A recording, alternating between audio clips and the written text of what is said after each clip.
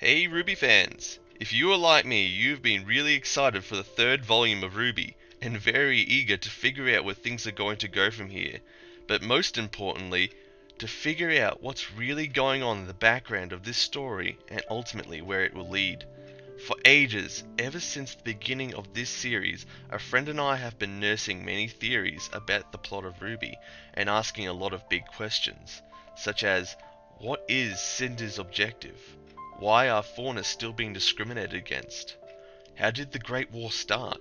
And how is it important to the storyline? But most of all, why is RWBY so special? At the end of Volume 1, we came up with a theory. The theory of Lord Grimm. This is a very detailed theory, backed by what evidence we have discerned as of the third episode of this volume. Everything we have considered rests on this finding, so let's get straight into it. Let's first look at humanity's most obvious enemy, the creatures of Grimm. Since the first episode, we have been aware that there was a time early after humanity's creation, when they were confronted by the creatures of Grimm for the first time. Although they were losing, until they found dust. With it, they beat the creatures and ever since been plagued by them. It is the reason why humanity can't expand beyond natural barriers and often disappear trying. So let's ask, what do we know of the creatures of Grimm? What we know is largely from the World of Remnant lore episode regarding Grimm. In addition to being humanity's greatest foe since the beginning, it is hinted that there is more to them, something larger at work. Such as the fact that the creatures of Grimm continue to develop in new ways and in new forms. How they are created is a mystery, and what's more is that they are getting more horrific. They are said to feed on their victims, for no other reason than that they can. In addition, they actively target humanity and its creations. That is very directed. It's not only against the living, but whatever they try to build. Their attacks are malicious and intentional, directed to destroy humanity. What I find curious, however, is what Grimm are attracted to attacking. Negative emotion. The creatures of Grimm are themselves creatures of darkness. Why are they only driven to attack negative emotion, and then feed on those who bore it? It's possible that they are made to despise evil. Even as they are driven to destroy with their malicious intent, it drives their own darkness, becoming more deep-rooted and more wretched. But again, why? How did they get this way?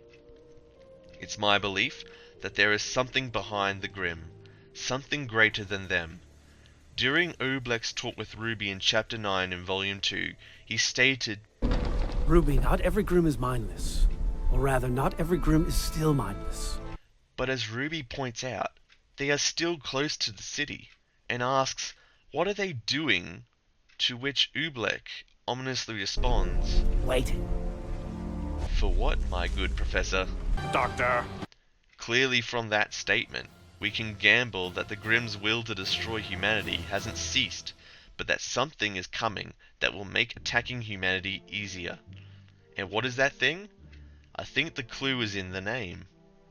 I want to ask you, who is Frankenstein?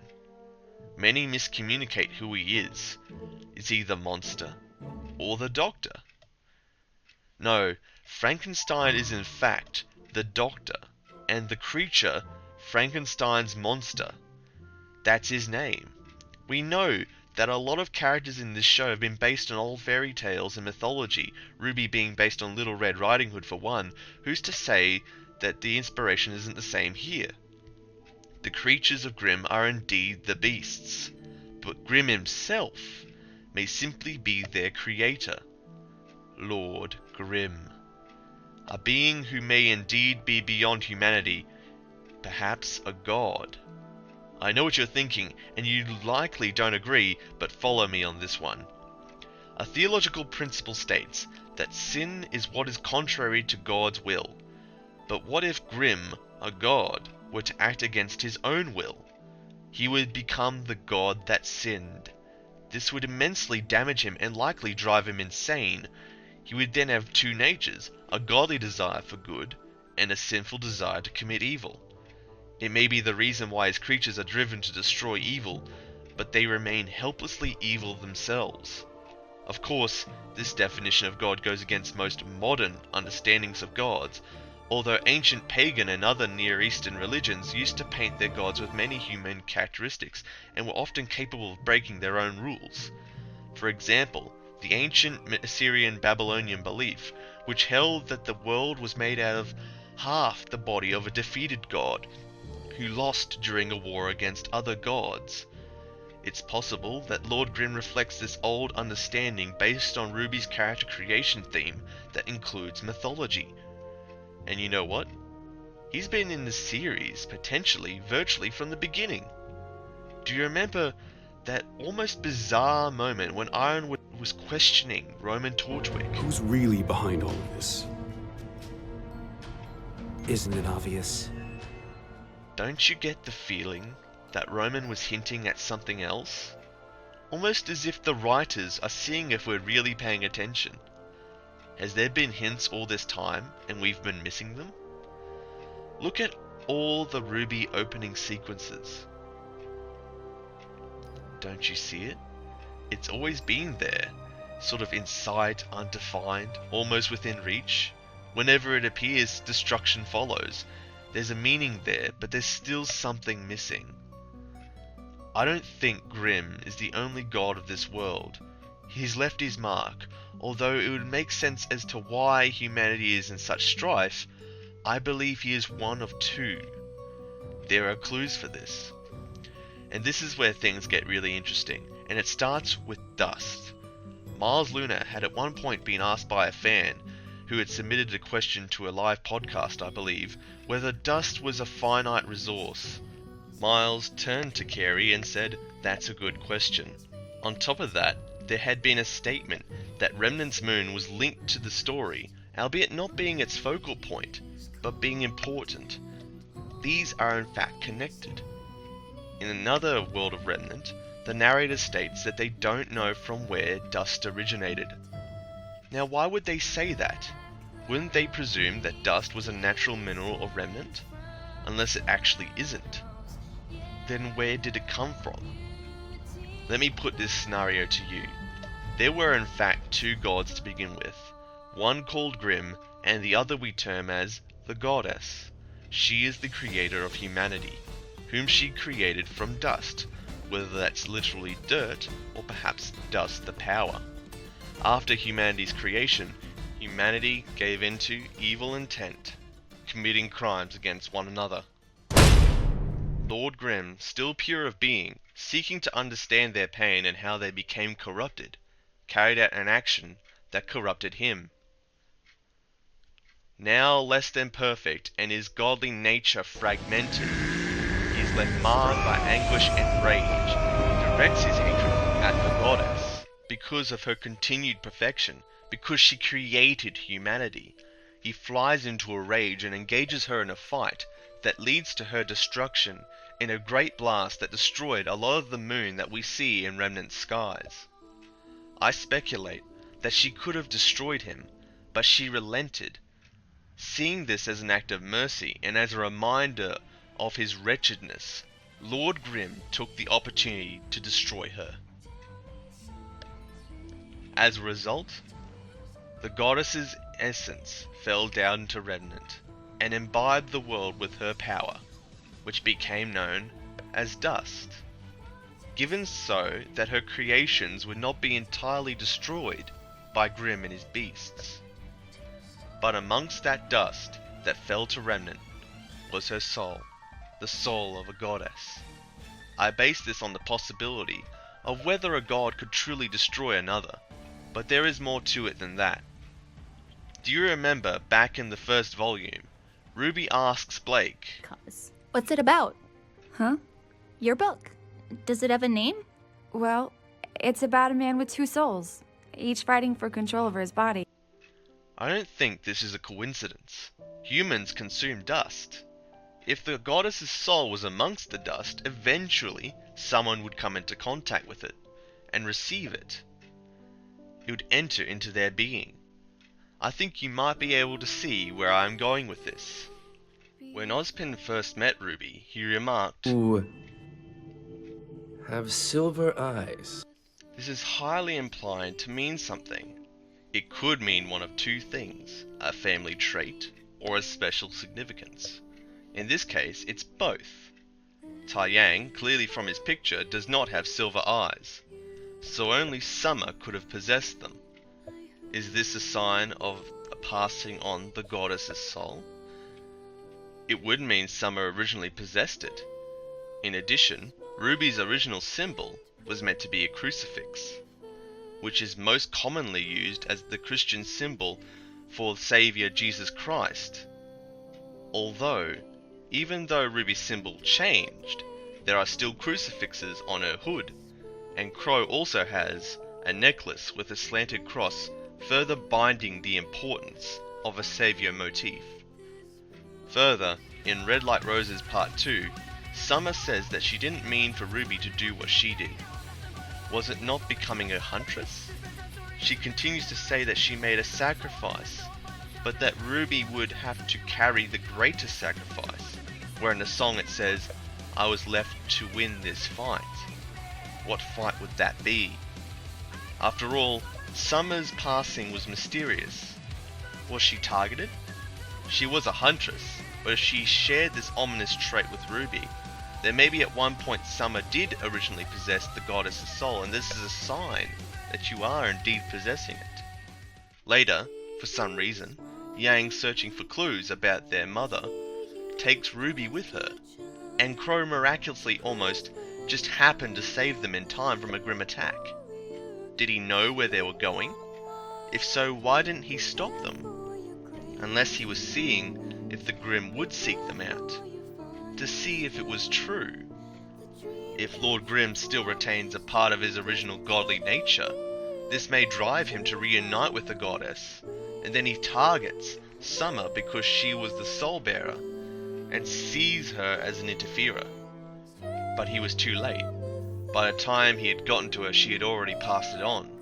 Summer sacrifices herself to keep RWBY safe, but now RWBY has the burden Summer shirked. By bearing the soul, RWBY's a target of Lord Grimm and will inevitably face him. I know what you must be thinking of the ludicrousness of this claim, but there is more. At the beginning, the narrative stated that there will be no victory in strength. But perhaps victory is in the simpler things that you've long forgotten. Things that require a smaller, more honest soul. You can see that souls have an importance in this narrative. Ozpin had also invited RWBY to Beacon Academy well ahead of time. Oobleck never even asked her why she wanted to be a huntress like he did with her teammates. And more interestingly, when RWBY was confronted by Penny's revelation of being a robot, RWBY stated that she could feel that Penny had a soul. How? Is RWBY just being kind, like we presume she is? Is she just stating it on what she knows about Penny? Or is it more than that? Does RWBY have a personal certainty about it, beyond doubt? After all, if she possessed the goddess's soul, thus the soul of the creator of humanity, she would be able to tell, and would have lived her life not knowing differently. You could argue it's a sense given by aura, but the fact that Penny herself doubted, and that no one else had reassured her, might be a tell on people's innate ability to distinguish. And remember earlier, when I said that dust came down to remnant from the moon after the destruction of the goddess, ever notice how scattering comes up symbolically in the first volume opening sequence? It shows the moon scattering as an effect. Summer's epitaph reads, "Thus kindly I scatter on her grave."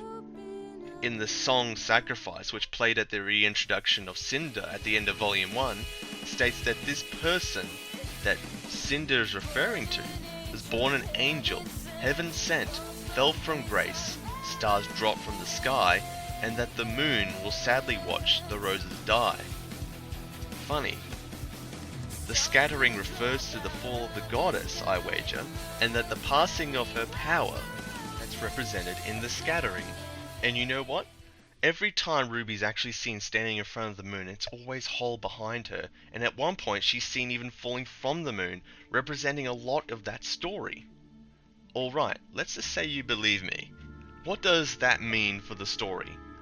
Well, it means that the creatures of Grimm are directed by an insane and fallen god who hates his own evil and despises humanity for it. He carries out cycles of punishment on humanity to placate his rage as he obsessively seeks the goddess's soul. What is Cinder's goal? In Time to Say Goodbye, it speaks of one big lie that they've been made to fight while others claim victory. The most recent episode, as of this video's making, Crow comments that they protect the people from the evils that they don't even know about. It's possible that the world's governments, and to a lesser extent even perhaps huntsmen and huntresses, are aware of Lord Grimm's existence. They keep him docile, at least the world's governments do, by encouraging people in their cities to go out and settle, while they are really going out to be swallowed up by Grimm's creatures. Humanity's leaders submit themselves to this lot in life, that they can only placate Grimm this way. But Cinder despises this reality, as we can see in the song Sacrifice, where she states that she's no one's sacrifice, and that she will not be cowed by tales of gods and deities. She seeks to draw out Lord Grimm. If his beasts react to negative emotion, then what if she causes massive worldwide panic? Especially through abusing the vital festival tournament. Large numbers of people around the world are watching. If something horrific happened, such as a provoked Grimm attack at Beacon, it would cause worldwide fear and panic, possibly in an effort to draw out the master himself, Lord Grimm. And why large amounts of dust? Well, if it is indeed the goddess's power, then it would be the only thing useful in destroying Lord Grimm himself. Why do the White Fangs support her? Well, because it weakens human society. They've learned to survive outside the city walls, but humanity hasn't. If an attack takes over Vale and takes over Beacon, then humanity will be put on the same level that the White Fang that Faunusworth have been this entire time. Can you now appreciate why Ozpin has handled everything calmly and tactfully? Some feel he is bringing destruction on them by refusing to act, but he knows anything too rash will only add to Cinder's plan. By doing things the way he has, it is less likely to make the situation worse, as Ironwood had by placing his military in the firing line. If that fleet fell on international television, how would the world react? It would be like watching live coverage of America's military being destroyed overnight. But even when Ozpin was removed as head of security, he handled it calmly, even though disappointed. Will that be all? He's desperate to save humanity, and might in fact realize how valuable RWBY will be. As the carrier of the soul, she might be the only one capable of defeating Grimm, as implied in Red Light Roses Part 2. But I reckon there is still more to Ozpin. He made that ominous statement about making more mistakes than any man, woman or child on this planet. I think there is a lot to be read into that, but that'll have to wait for another time. And who's Raven aligned with? What's she doing? Well, she may even be affiliated with Lord Grimm himself. After all, she bears a mask unlike any other Grimm mask we have seen. It's a lot more than the usual kind. And why is she suddenly coming to protect Yang? If she really cared about her, why would she have left her in the first place? It's possible that she's only coming back now because they know that RWBY is the carrier of the soul, and she's using Yang to get close to her. And that whole thing about Mercury figuring out Pyrrha's semblance? Maybe that's part of a bigger plot to steal semblances as a whole. We don't know how, but possibly. After all, Crow infers that Cinder was the one behind Autumn's condition. We don't know who this person is, but it's perhaps something that they have never quite faced before. So who knows what comes next. Anyway, some of these things we might address in future videos. Thank you so much for watching. I hope you've enjoyed this theory as much as we've had fun making it. We really just want to, thank Monty for making this inspiring series. We want to honour his memory, is partly from his example that we at Finite Unlimited have been inspired to enjoy writing and creating our own world, and inspired by what he's made with RWBY. And it couldn't have been done without Rooster Teeth either, who have taken this big risk to support this project, especially continue with it after Monty's passing. We've always had an interest in the future of the anime industry, and we are so inspired that this production, which I suppose you could loosely call a Japanese-inspired Western anime, can thrive out here in the West, especially when there's talk in Japan about good animes just not being made anymore, that most anime today is just reaching a niche interest, and it's not really going anywhere. But then you have amazing series like this, and we just want to give our kudos to Rooster Teeth and Monty for making it. And we are so interested in going into more detail on the implications of our theory, so stay tuned after this volume's conclusion. If you are interested in hearing more about what we've come up with, or hearing our perspectives on some of the other things that we didn't go into, be sure to like, comment, leave your thoughts as we continue to watch as the series progresses, and more importantly, to see whether we actually got anything right.